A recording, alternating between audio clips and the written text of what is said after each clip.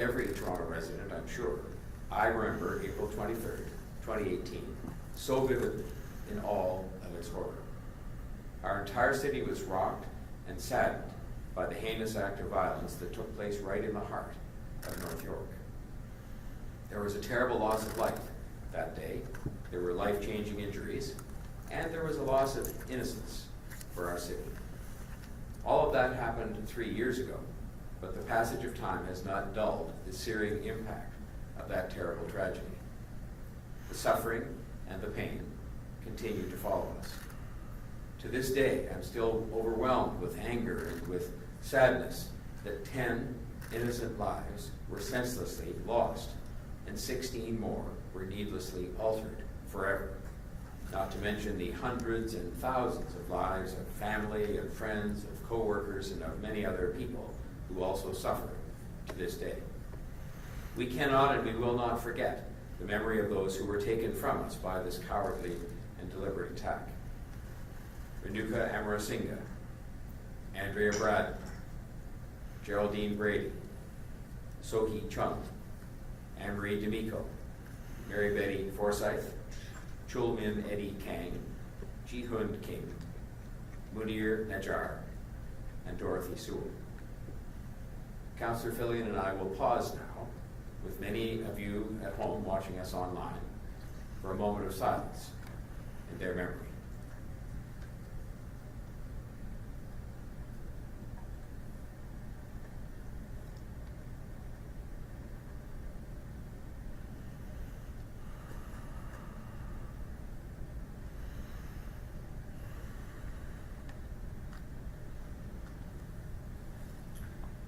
Thank you. The 10 candles beside me are lit in their honor, and they'll be placed in my office window tonight here at Toronto City Hall as we honor their memory and grieve with their families and their loved ones. These candles will accompany a dimming of the Toronto sign after dusk tonight in honor of those same victims, families, and loved ones. Today, we also think of the 16 people whose lives were forever altered by life-altering injury and trauma brought about by the events of the Yonge Street tragedy. Our thoughts today are also with Amarash, Amir, Beverly, Bob, Catherine, Dina, Echo, Hyun Jun, Jun Sek, Mavis, Morgan, Sohrab, Robert, Samantha, and Alexandra, who sadly passed away this year. And so these 16 flowers, in all their uniqueness and vibrancy, represent those whose lives were sadly and tragically altered on that same day 3 years ago today.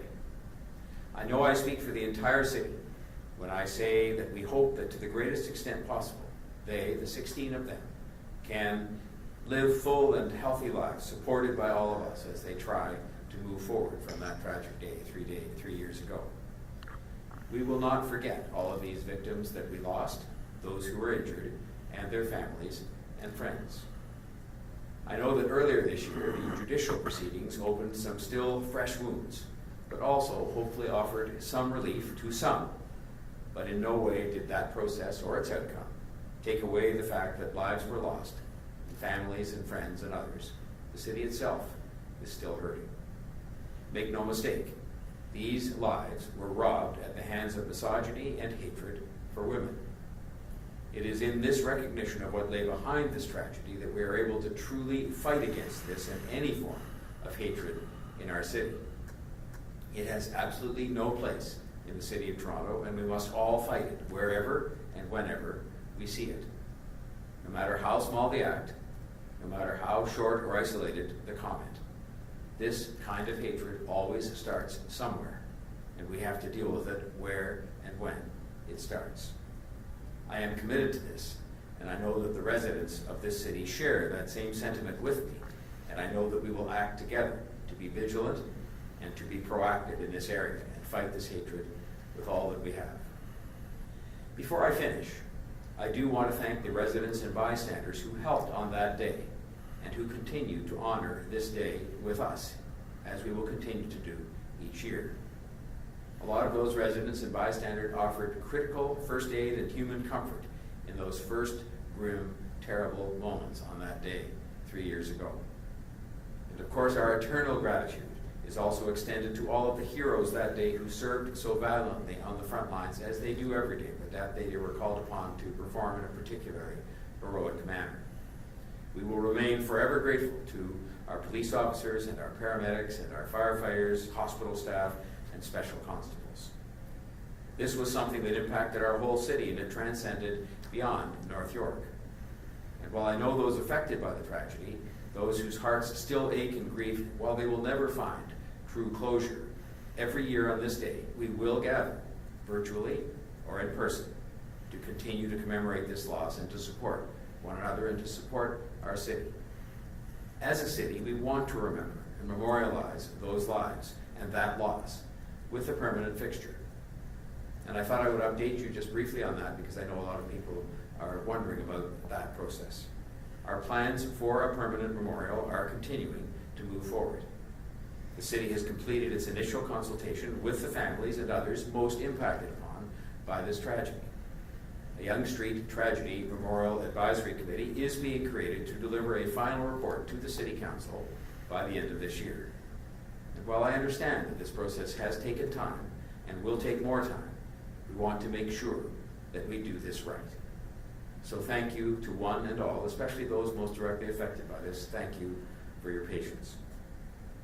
This memorial won't bring them back, the victims and those who suffered as a result of the Yonge Street tragedy, but it represents a small symbol of that day in April 3 years ago, a day that residents were and continue to be shaken by, and one that continues to impact our lives. I hope that the residents take the time today to think about that terrible moment in our city's history 3 years ago today, and reflect on the lives lost, on the surviving victims whose lives were so altered by that day's events, and on all the family members and friends and co-workers who were also affected by this tragedy. Our city, the whole city, the mayor, the city council, all of the people of the city are thinking of them today. I would now like to call to the podium Councillor John Fillion, who's caring for this community and for everything that's happened during and in the aftermath of the Yonge Street tragedy has been so evident every single day, and ask him to say a few words.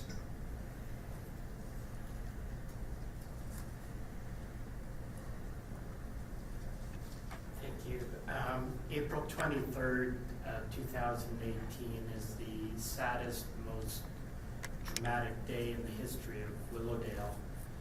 I remember walking along Yonge Street in the days that followed that, and everybody you would run into would just be so distraught, agonized, thinking about the terrible devastation, the loss of 10 innocent lives and the terrible injuries to 16 others.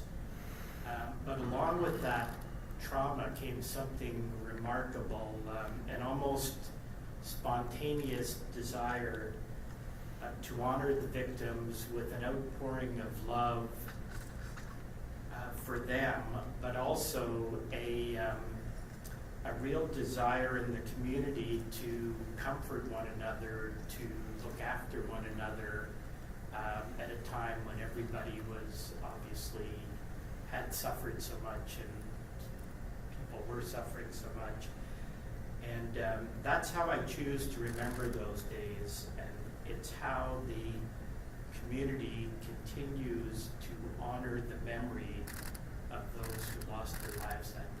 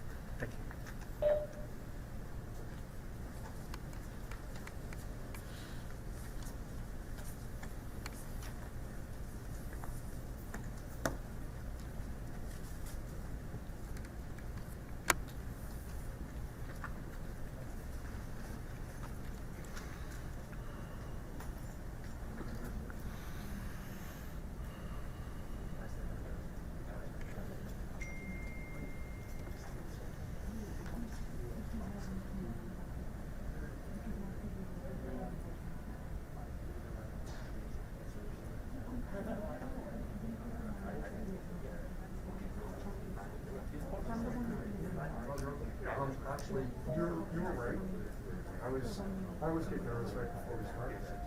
The only reason this goes on is to have so that reporters can come back. You're absolutely correct.